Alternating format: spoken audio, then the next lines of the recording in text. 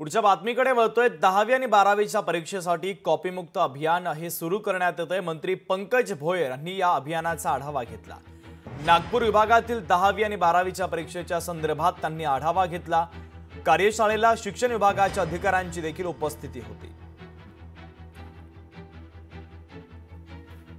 प्रत्येक वर्षी शासनातर्फे आणि प्रशासनातर्फे काळजी घेण्यात येते की 10वी 12वीच्या बोर्डाच्या कुठल्याही परीक्षा असेल तर ह्या कॉपीमुक्त व्हाव्यात आणि चांगल्या वातावरणात ह्या सर्व परीक्षा पार पाडल्या गेल्या पाहिजे। याची सुरुवात यावर्षी याच्याकरता आढावा घ्यायचा होता म्हणून गांधी जिल्हा म्हणून हा वर्धा जिल्हा ओळखला जातो।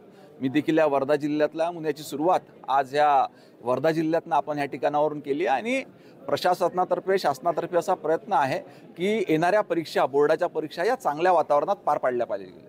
विद्यार्थ्यांना हेच आवाहन करतो की चांगल्या पद्धतीचा सात्विक पद्धतीने आपलं वर्षभर अभ्यास करणे आणि घेतलेल्या कष्टातून त्या ठिकाणी परीक्षा देणे, परीक्षेला समोर जाणे आणि कुठल्याही तणावाला बळी न पडता एका आनंददायी वातावरणामध्ये आपली परीक्षा त्यांनी द्यावी।